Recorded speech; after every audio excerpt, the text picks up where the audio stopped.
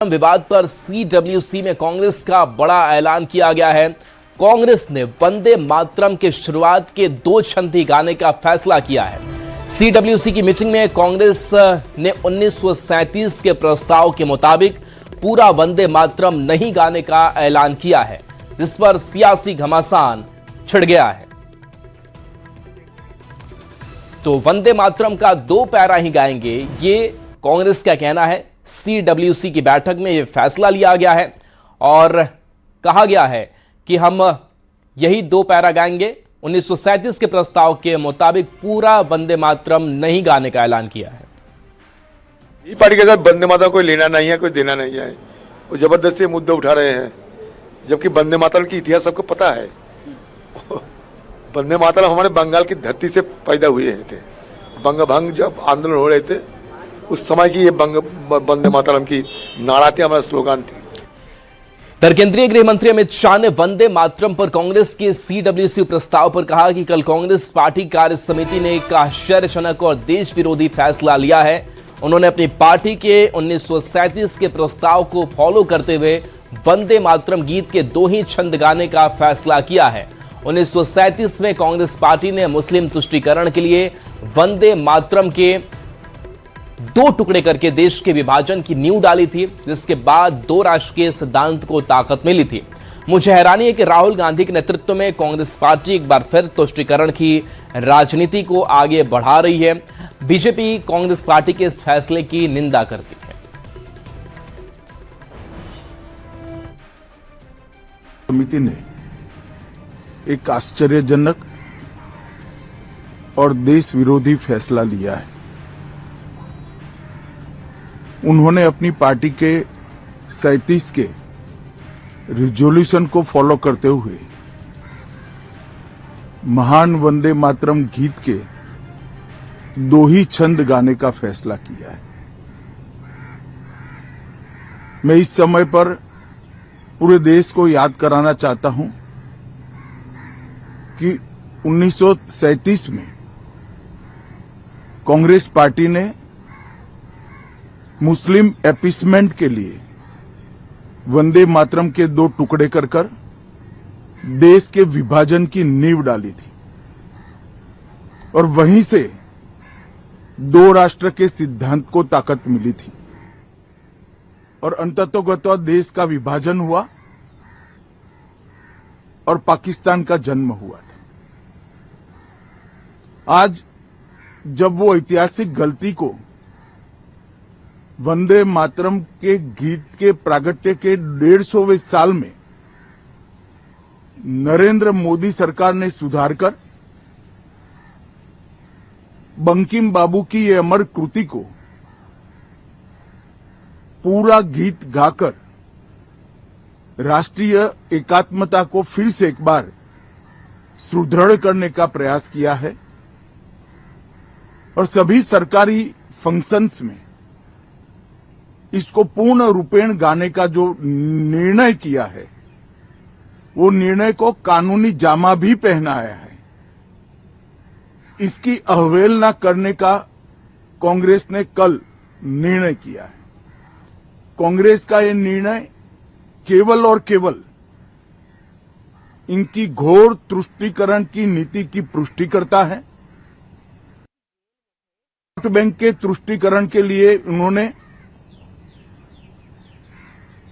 स्वर्गीय बंकिम बाबू के इस अमर कृति का न केवल अपमान किया है, वो लाखों शहीदों का भी अपमान किया है, जो वंदे मातरम का नारा लगाते लगाते देश की आजादी के लिए फांसी पर चढ़ गए, जिन्होंने कई साल जेल में काटे। आज कांग्रेस पार्टी 1937 का अपनी पार्टी का रिजोल्यूशन मान रही है और पार्लियामेंट के एक्ट को नकार रही है। मुझे तो बड़ा आश्चर्य है। श्री राहुल गांधी की नेतृत्व में कांग्रेस पार्टी फिर एक बार इस देश में तुष्टीकरण की राजनीति को पुरजोश तरीके से आगे बढ़ा रही है। मैं देश की जनता को अपील करना चाहता हूं कि एक बार इस देश ने गलती करी थी वंदे मातरम के 2 टुकड़े होने देने की, और एक गलती के गंभीर परिणाम हमने भुगते हैं। अब देश की जनता एकजुट हो और कांग्रेस पार्टी के इस फैसले के खिलाफ आवाज बुलंद करे कि अब इस देश में तुष्टीकरण की राजनीति नहीं चलेगी। ये आजाद देश है। आजादी के 80 साल के बाद 1937 में जो फैसला कांग्रेस ने किया था, जिसको नरेंद्र मोदी जी ने सुधारा है, उसके सामने का कोई विरोध इस देश की जनता नहीं सहन करेगी। भारतीय जनता पार्टी कांग्रेस पार्टी के इस फैसले की कड़ी निंदा करती है और हम इसका जनता के बीच में और विधायी सदनों में भी पुरजोश विरोध करेंगे। बीजेपी से राज्यसभा सांसद धर्मशीला गुप्ता ने भी कांग्रेस पर तीखा पलटवार किया है। उन्होंने राष्ट्रीय गीत का विरोध करने पर कहा कि कांग्रेस नेताओं के दिल दिमाग में जिन्ना का जिन घुस गया है और मुस्लिम तुष्टीकरण के लिए ये लोग बेशर्मी की हद पार कर रहे हैं। एक एक नेता को, एक एक कार्यकर्ता को पाकिस्तान से प्रेम है और जिन्ना का जिन उनके अंदर समा गया है। बेशर्मी की हद है। ये सिर्फ वंदे मातरम गीत का अपमान नहीं कर रहे हैं, ये देश के 140 करोड़ देशवासियों का अपमान कर रहे हैं, संविधान का अपमान कर रहे हैं और भारत माता का अपमान कर रहे हैं। कांग्रेस ने वंदे मातरम के 2 ही पैरा गाने का फैसला किया है, जिस पर राजनीति तेज हो गई है। जेडीयू सांसद संजय झा ने कांग्रेस के रवैये और फैसले पर सवाल उठाया है और कहा है कि जो संविधान को मानने वाले लोग हैं वे मान रहे हैं, ऐसे में क्या कांग्रेस संविधान से ऊपर है? वाले लोग हैं, अगर पार्लियामेंट ने पास किया है सारे तो बिल्कुल इसको मानना चाहिए सबको। आप उसके ऊपर तो नहीं है। अगर कोई कानून है सबको तो कानून के दायरे में रहना। इधर केंद्रीय कपड़ा मंत्री गिरिराज सिंह ने कांग्रेस पर जोरदार पलटवार किया है। उन्होंने कहा कि 15 अगस्त को कांग्रेस के चेहरे से नकाब उतर गया। वंदे मातरम का अपमान सिर्फ राष्ट्रीय गीत का अपमान नहीं बल्कि भारत के संविधान और वीर सपूतों की शहादत का अपमान है। उन्होंने कहा कि कांग्रेस अब मुस्लिम लीग कांग्रेस हो गई है, क्योंकि तुष्टीकरण के लिए ये लोग मुस्लिम लीग के दबाव में काम कर रहे हैं। ये लोग देश को तबाह करना चाहते हैं। खाल ओढ़ लिया शेर का, अब कांग्रेस रूपी भेड़िया का खाल उतर गया है। 15 अगस्त को ही उतर गया और ये कब तक भारत का विरोध छुप छुप के करता रहेगा? 15 अगस्त को खड़गे जी, सोनिया जी, राहुल जी का एक्टिंग देखे। कोई कह रहा था कुर्सी मंगा रहे हैं, कोई कह रहा था टेबल पंखा मंगा रहे हैं, और आज कल चेहरा बेनकाब हो गया। ये कांग्रेस का स्टेंजा का विरोध नहीं है, वंदे मातरम के 2 स्टेंजा गाने का सवाल नहीं है। ये भारत के उन वीर सपूत का अपमान है जिन्होंने, हमारे पूर्वजों ने बलिदान दिया। ये भारत के संविधान का अपमान है, ये भारत का विरोध है। ये 1 मिनट 9 सेकेंड और 3 मिनट 9 सेकेंड का मामला नहीं है, ये सोच का है। ये गांधी जी का कांग्रेस नहीं है, ये कांग्रेस है सोनिया गांधी का। और ये कांग्रेस आज मुस्लिम लीग कांग्रेस हो गया। सच ही कहा, क्यों ना हो, जब प्रेम ही नहीं है। केवल कश्मीर में कांग्रेस लीग के साथ केरल में कांग्रेस के साथ सरकार है, मुस्लिम लीग के साथ। केवल वही नहीं, देश के अंदर भी अब ये भारत को तबाह और बर्बाद करने के लिए मुस्लिम लीग के साथ प्लानिंग की है। तो कांग्रेस ने वंदे मातरम के 2 पैरा ही गाने का फैसला किया है, जिस पर अब फुल पॉलिटिक्स हो रही है। एनडीए के नेताओं ने कांग्रेस के इस रवैये पर जोरदार पलटवार किया, तो आरजेडी कांग्रेस के नेता इस पर अपनी दलीलें देते थक नहीं रहे हैं। कांग्रेस तुष्टीकरण की राजनीति के चरम पे है। लगता है कांग्रेस ने अपने राजनीतिक सिद्धांत में शामिल कर लिया है कि तुष्टीकरण का सबसे सरल तरीका हिंदू मानस के देवी देवताओं के चित्रण का विरोध करना है।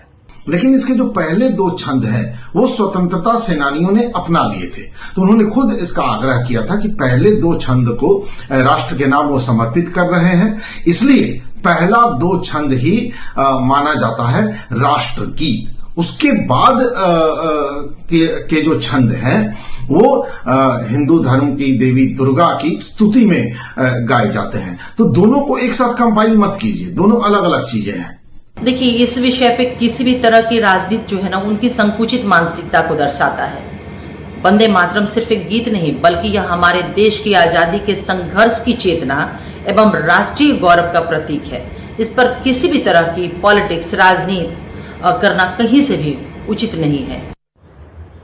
देशभक्ति, राष्ट्रभक्ति किसी एक गीत या नारे की मोहताज नहीं है, इसलिए किसी को भी देशभक्ति के नाम पर राजनीति नहीं करनी चाहिए। देश की एकता और भाईचारा हम सबों के लिए जरूरी है, इस पर काम करनी चाहिए। मोदी सरकार छात्रों और युवाओं से सीधे संवाद बढ़ाने के लिए एक नई और बड़े स्तर की पहल पर काम कर रही है। सरकार वनडे वन यूनिवर्सिटी नाम से एक देशव्यापी कार्यक्रम शुरू करने की तैयारी में है। इसके तहत हर दिन एक केंद्रीय मंत्री देश की किसी यूनिवर्सिटी का दौरा कर छात्रों से सीधे बातचीत करेंगे। कार्यक्रम का मकसद छात्रों की समस्याओं, चिंताओं और सुझावों को सीधे सुनना होगा। मंत्री कैंपस में छात्रों के साथ देश से जुड़े अहम मुद्दों पर चर्चा करेंगे और ये जानने की कोशिश करेंगे कि युवा किन चुनौतियों का सामना कर रहे हैं। सरकार की यह पहल ऐसे समय सामने आई है जब नीट, पेपर लीक समेत विभिन्न मुद्दों को लेकर छात्रों के विरोध प्रदर्शन देखने को मिले हैं। शिक्षा और प्रतियोगी परीक्षाओं से जुड़े मुद्दों पर छात्रों की नाराजगी के बीच सरकार का यह कार्यक्रम महत्वपूर्ण माना जा रहा है। तो यूनिवर्सिटी के छात्रों तक पहुंचने की केंद्र सरकार की इस पहल पर सियासत तेज है। एनडीए के नेता जहां इसे छात्रों से संवाद को लेकर केंद्र सरकार की बड़ी पहल मान रहे हैं, इससे विकसित भारत में युवाओं की भागीदारी सुनिश्चित करने की बात कह रहे हैं, तो आरजेडी कांग्रेस के नेता इसे केंद्र सरकार का एक और शिकूबा बता रहे हैं। देखिए, केंद्र की नरेंद्र मोदी की सरकार के कथनी और करनी में हमेशा फर्क रहा है। दरअसल भी कुछ ही दिनों पहले एक शगुफा छोड़ा गया था केंद्र सरकार के द्वारा कि तमाम सांसद अपने क्षेत्र के एक गांव को गोद लेंगे, लेकिन क्या हुआ? ढाक के 3 पात। क्योंकि छात्र भी इनके वादा खिलाफी को समझते हैं, इसीलिए इनके झांसे में नहीं आएंगे। प्रत्येक दिन एक यूनिवर्सिटी जाएंगे, वहां के छात्रों, नौजवानों से संवाद करेंगे, उनकी समस्याओं को समझने और उन्हें दूर करने का प्रयास करेंगे, उस दिशा में पहल करेंगे। ये वाकई स्वागत योग्य कदम है, बेहतरीन फैसला है। निश्चित रूप से यूनिवर्सिटीज की पढ़ाई की गुणवत्ता इससे और बढ़ेगी। छात्रों को होने वाली जो भी दिक्कतें हैं उनका त्वरित समाधान निकलेगा। और नरेंद्र मोदी सरकार को ये बात समझ में आ गई कि अब छात्र युवाओं के साथ अधिक दिनों तक जुमलाबाजी नहीं की जा सकती है, अधिक दिनों तक उनको भ्रम में नहीं रखा जा सकता है। छात्र युवा बेहतर शिक्षा, बेहतर परीक्षा और बेहतर परिणाम के साथ नौकरी और रोजगार चाहते हैं, लेकिन सरकार इस दिशा में गंभीर नहीं रही है। पिछले 12 वर्षों में नरेंद्र मोदी सरकार नौकरी और रोजगार के नाम पर शून्य देने का काम किया। आदरणीय प्रधानमंत्री श्री नरेंद्र मोदी की सरकार में युवाओं को सिर्फ योजनाओं का लाभार्थी नहीं बल्कि राष्ट्र निर्माण का भागीदार बनाया जा रहा है। वनडे वन यूनिवर्सिटी पहल इसी सोच का सशक्त उदाहरण है। केंद्रीय मंत्री स्वयं विश्वविद्यालय में जाकर छात्रों से संवाद करेंगे, उनकी समस्याएं सुनेंगे और उनके सुझाव को नीति निर्माण तक पहुंचाने का प्रयास करेंगे। युवाओं की आवाज जब सीधे सरकार तक पहुंचेगी तो संवाद भी बढ़ेगा और समाधान की गति भी तेज होगी। भारत बांग्लादेश के बीच फरक्का जल संधि पर जेडीयू के राष्ट्रीय कार्यकारी अध्यक्ष संजय झा अब और मुखर हो गए हैं। उन्होंने 30 साल पुराने समझौते पर विचार करने की सलाह दी है, क्योंकि इससे बिहार को काफी नुकसान हो रहा है। संजय झा ने इस जल संधि को लेकर एक अखबार में कॉलम भी लिखा है, जिसमें उन्होंने बिंदुवार स्टैम्प को लेकर सवाल उठाए हैं। संजय झा ने कहा है कि यह मामला बहुत गंभीर है और अब इस बराज को ही तोड़ देना चाहिए। हालांकि उन्होंने ये भी कहा है कि इस जल संधि को तोड़ने का मतलब ये नहीं कि बांग्लादेश से पानी छीन लिया जाए, बल्कि बिहार की मौजूदा जरूरतों के हिसाब से नए सिरे से समीक्षा कर नई व्यवस्था के तहत आगे बढ़ा जाए। का इशू जो फरक्का में दोनों चीज, फरक्का में पहले बराज बना 1975 में, उससे जो प्रॉब्लम बिहार को हुआ, और जो फरक्का ट्रीटी जो गंगा ट्रीटी जिसको कहिए इंडिया बांग्लादेश के बीच में हुआ, वो ट्रीटी 30 साल से ये संधि है। नॉर्मली ऐसा होता नहीं, लोग 5 साल के लिए करता है, 3 साल के लिए करता है, अब फिर असेस करता है कि उसका क्या फायदा हुआ, क्या जो भी उसका असेसमेंट होता है। 30 साल वन साइडेड ये ट्रीटी चला, अब उसका टाइम खत्म हो रहा है दिसंबर में, और इस ट्रीटी के वजह से बिहार का जितना नुकसान हुआ है उसका कोई सीमा नहीं, चाहे वो फ्लड हो चाहे सुखाड़ हो। और हम सब लोग, बिहार के लोग, हमारे नेता नीतीश कुमार जी बहुत पहले से इस बात का डिमांड करते रहे कि फरक्का का ट्रीटी खत्म हो, बिहार के हित में नहीं है। वो तो यहाँ तक बोलते थे कि वो बराज को तोड़ देना चाहिए, क्योंकि अविरलता जो गंगा की है, आप पटना में देखिए ना क्या हाल है गंगा, वो रुक जाती है, कोई मछली मिलता है, अब डॉल्फिन दिखाई पड़ता है। जितना बड़ा गाद का इशू है पूरा अपस्ट्रीम में, वो सब के सामने है। तो इसलिए मुझे लगता है कि अब जब समय आ रहा है ट्रीटी खत्म होने का, तो निश्चित रूप से इसको रिन्यू नहीं होना चाहिए, जो हम लोग का डिमांड है, जेडीयू पार्टी का भी डिमांड है ये। और जो सेकेंड चीज है कि अगर कुछ बात मैंने बिहार के वाटर इशू को एड्रेस करके ही कोई बात हो, ये एक चीज। बिहार में प्रधानमंत्री आवास योजना के तहत आज बड़ी सौगात दी गई है। पटना में आयोजित एक कार्यक्रम में 2,35,000 लाभार्थियों को आज गृह प्रवेश कराया गया। केंद्रीय कृषि मंत्री शिवराज सिंह चौहान भी इस मौके पर शामिल रहे। पिछले 2 साल में बिहार में 19 लाख लोगों को पक्का घर मिल चुका है। इस मौके पर सीएम सम्राट चौधरी ने कहा कि बिहार में कांग्रेस और आरजेडी की सरकार में कुल मिलाकर 30 लाख लोगों को भी पक्का मकान नहीं मिला, जबकि पीएम मोदी ने सिर्फ 12 साल में बिहार के 50 लाख से ज्यादा लोगों को पक्का मकान दिया है। और इस मौके पर केंद्रीय मंत्री शिवराज सिंह चौहान ने कहा कि बिहार को वर्ष 2026-27 के लिए 11,18,937 लोगों को पक्का मकान देने का लक्ष्य तय किया गया है। हमारी सरकार खड़ी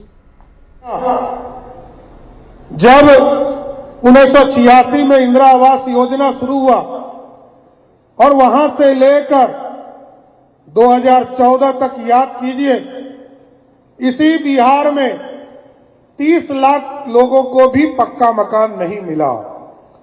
लेकिन जब मोदी जी की सरकार बनी और देश के यशस्वी प्रधानमंत्री नरेंद्र मोदी जी बने, तो बिहार में 14 से लेकर 26 तक आज तक का जो अलॉटमेंट है, उसमें 50 लाख घर सिर्फ मोदी जी ने बिहार के गरीबों को देने का काम किया था। हम लोगों ने 24-25 में 7,90,648 आवास बिहार के लिए स्वीकृत किए, कुल 9,488 करोड़ की राशि के।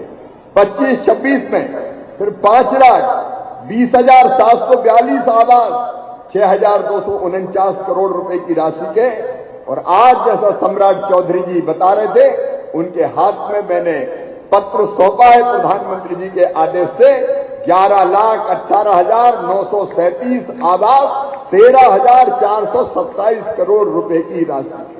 ये मोदी सरकार 29,164 करोड़ रुपए की राशि के 24,30,327 मकान केवल 2 साल में बिहार की जनता को समर्पित करने का काम किया है।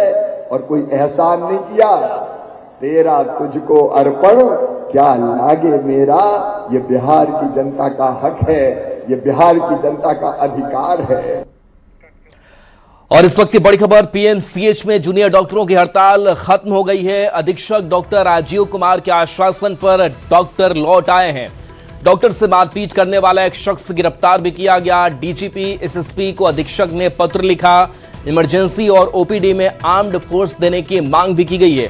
बाकी बचे आरोपियों की गिरफ्तारी की भी तैयारी शुरू है।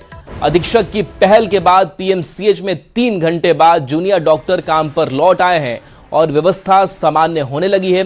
दरअसल एक साथी की पिटाई के बाद जूनियर डॉक्टर सुबह से हड़ताल पर थे और ओपीडी से लेकर इमरजेंसी सेवा को ठप कर दी गई थी।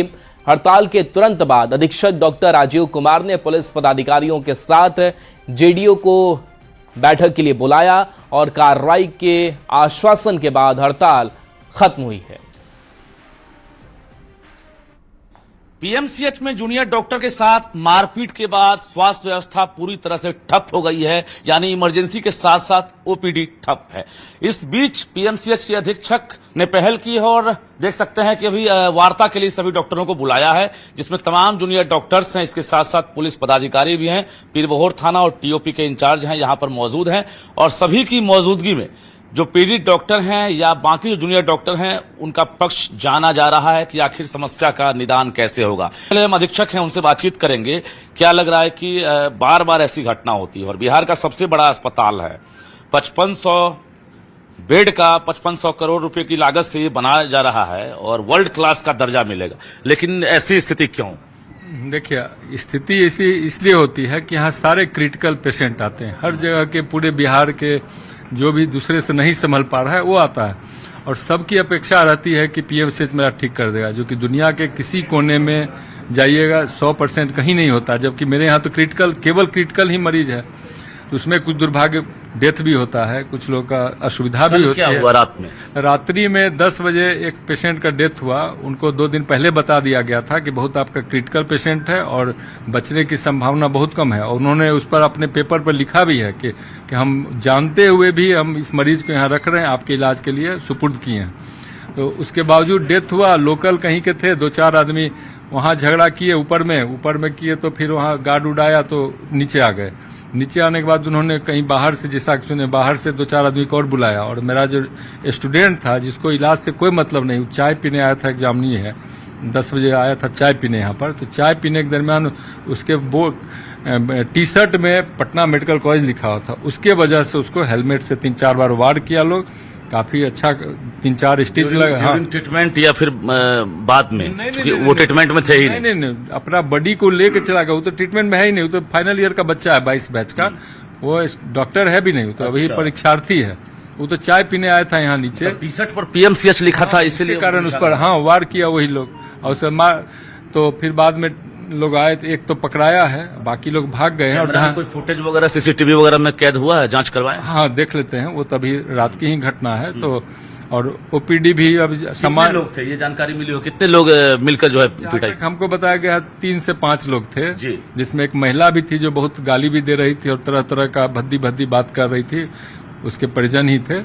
तो बाकी अभी जो 1-आध घंटा थोड़ा ही लोग ओपीडी किया था बंद, लेकिन मेरे समझाने के बाद क्या लग रहा है अभी इमरजेंसी? नहीं, एकदम सुचारू रूप से चल रहा है। लोग देखिए, सब कोई बैठा हुआ है, सब तो मेरा अपना बच्चा है, कोई दूसरा थोड़े है सब। अगर कोई भी डॉक्टर के साथ, ऑन ड्यूटी डॉक्टर के साथ किसी भी प्रकार का मारपीट होता है या कोई भी असामाजिक तत्व होता है, कोई भी घटना करता है, तो कॉलेज प्रशासन के द्वारा within the 6 hour institutional FIR होना चाहिए under the medical protection act. क्या कार्रवाई हो रही है अभी? तो सर बोल रहे हैं कि हम अपने साइड से जो होता है एक इंस्टीट्यूशनल एफआईआर कर सूचना मिले, हम लोग तो प्रयास किए कि हाँ, और उनको डिटेन भी किया गया है। और आगे हम लोग कोशिश कर रहे हैं कि इसमें इमरजेंसी में हमारी तरफ से पुलिस पदाधिकारी 24 आवर नियुक्त रहें, ताकि इस तरह की घटना नहीं हो। अभी स्ट्राइक खत्म हो गया? हाँ, बिल्कुल स्ट्राइक खत्म हो गया। ओपीडी अधीक्षक ने आश्वस्त किया है कि ऐसी घटना नहीं होगी। डीजीपी से लेकर पुलिस मुख्यालय और तमाम जो अधिकारी हैं जिला प्रशासन के, उनको सूचना दी गई है और आर्म्ड फोर्स की मांग की गई है, ताकि ड्यूरिंग ट्रीटमेंट किसी प्रकार की घटना ना हो और पीएमसीएच के जूनियर डॉक्टर सुरक्षित होकर, महफूज होकर इलाज कर सकें। कैमरामैन संत के साथ रजनीश कुमार, न्यूज 18 पटना।